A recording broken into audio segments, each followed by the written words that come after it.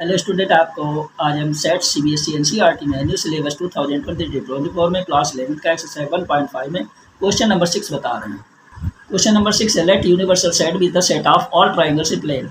एक प्लेन के अंदर जो यूनिवर्सल सेट है उसके अंदर सभी ट्राइंगल्स आ जाते हैं। If A is the set of all triangle is the least one angle different from 60 degree, what is complement of A. अब ए सेट के अंदर सभी ट्राइंगल्स तो हैं मगर एक एंगल 60 डिग्री से डिफरेंट है, तो कॉम्प्लीमेंट ऑफ ए क्या होगा, यही इनको बताना है। मान लेते हैं यूनिवर्सल सेट, इसके अंदर set of all in triangle हो जाते हैं प्लेन के अंदर। यहाँ पर हमारा जो यूनिवर्सल सेट है set of all triangle in a plane, यानी यूनिवर्सल सेट के अंदर सभी ट्राइंगल आ जाते हैं प्लेन के अंदर। और ए सेट के अंदर सेट ऑफ ऑल ट्राइंगल, सभी ट्राइंगल्स तो हैं लेकिन उसके अंदर से एक 60 डिग्री का एंगल जो है वो डिफरेंट है।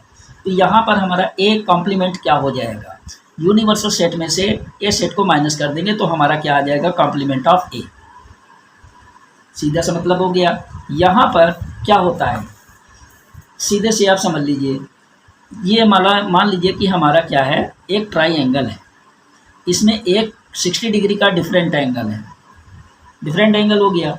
तो इस डिफरेंट एंगल को हम क्या करेंगे, इसमें से निकाल देंगे। तो निकालने के लिए क्या होता है, अब इस ट्राइंगल के अंदर इसका जस्ट उल्टा बन जाता है, यानी कॉम्प्लीमेंट अगर बनाना है तो इसका जस्ट उल्टा बन जाएगा एंगल में। तो एंगल में क्या हो जाएगा, इसके अंदर जो 60 डिग्री से अलग एंगल होगा वो या तो 60 डिग्री का हो जाएगा या फिर इसके सभी एंगल 60 डिग्री के हो जाएंगे। एक एंगल 60 डिग्री का अगर है तो यही कहा जाएगा कि सभी एंगल इसके 60 डिग्री के हो जाएंगे। सभी 60 डिग्री के एंगल किसी भी ट्राइंगल के अंदर होते हैं तो उसको क्या बोला जाता है, इक्विलेटरल ट्राइंगल। तो कॉम्प्लीमेंट ऑफ ए हमारा क्या हो जाएगा, the set of all equilateral triangle। ठीक है ना।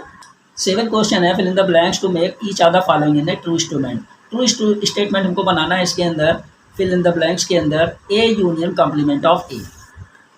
मान लीजिए यहाँ पर हमारा जो है एक यूनियन है, यूनिवर्सल सेट 1 2 3 4 5 6, और ए सेट जैसे मान लीजिए हमारा दिया गया है 2 3 4, तो हमारा कॉम्प्लीमेंट ऑफ ए क्या बन जाएगा, इसके अंदर क्या होगा, जो हमारा होता है कॉम्प्लीमेंट ऑफ ए, इसको निकालने के लिए क्या होता है, यूनिवर्सल सेट में से ए को माइनस कर देते हैं, यानी यू माइनस ए हो जाता है। ठीक है ना, you minus universal minus set में से ए सेट को माइनस कर देते हैं। इसमें से हम ए सेट को माइनस कर देंगे, यानी क्या बचा हमारा 1 2 2 माइनस हो गया 0, 3 3 माइनस हो गया 0, 4 4 माइनस हो गया 0, क्या बचा 5 6। तो ये हमारा क्या बन जाता है, कॉम्प्लीमेंट ऑफ सेट ए। तो ये हमारा क्या बन गया, जो यूनिवर्सल सेट के अंदर जो एलिमेंट बचे वही हमारा कॉम्प्लीमेंट ए हो जाता है। तो यहाँ पर हम क्या लिख देंगे, A union A complement equal to union universal set. ठीक है ना, ये फर्स्ट पार्ट हो गया।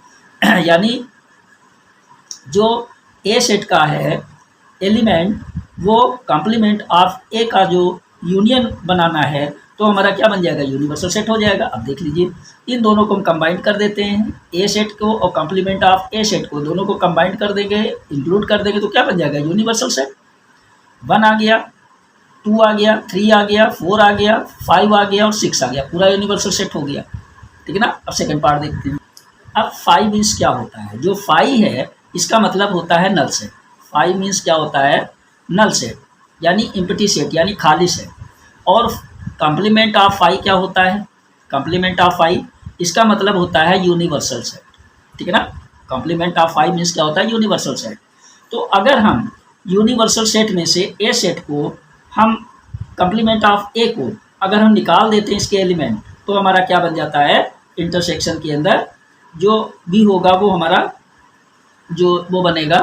इसका मतलब क्या हो जाता है, कॉम्प्लीमेंट ऑफ 5 इंटरसेक्शन ए, यानी अगर यूनिवर्सल सेट में से अगर हम कॉम्प्लीमेंट ऑफ ए के एलिमेंट निकाल देते हैं तो ये क्या हो जाता है, ए सेट के इक्वल हो जाएगा। तो यहाँ क्या हो जाएगा, ए सेट के इक्वल। थर्ड पार्ट हमारा क्या कहता है क्वेश्चन के अंदर, ए इंटरसेक्शन कॉम्प्लीमेंट ऑफ ए। तो यहाँ पर क्या होता है, यहाँ पर जो दोनों कॉमन, मतलब इसके अंदर अगर देखते हैं हम तो दोनों में कोई भी चीज़ कॉमन नहीं है, तो ये इक्वल किसके हो जाता है, 5 के।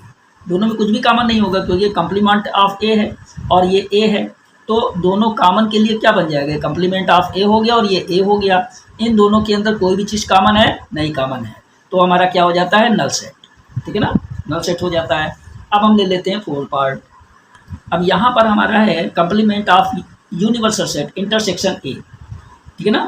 अब इसके अंदर क्या है कि जो हमारा कॉम्प्लीमेंट ऑफ यूनिवर्सल सेट है, इसका मतलब होता है कि जो भी इसके एलिमेंट होंगे वो यूनिवर्सल सेट के अंदर नहीं होंगे, यानी इसका मतलब होगा फाई, यानी नल सेट हो जाएगा। ये कॉम्प्लीमेंट ऑफ यूनिवर्सल सेट है ना, ठीक है ना, तो क्या हो जाएगा, फाई। ना कॉम्प्लीमेंट ऑफ यूनिवर्सल सेट के और ना ए सेट के कोई भी कॉमन नंबर इसके अंदर, कॉमन एलिमेंट नहीं होगा, तो क्या हो जाएगा, फाई।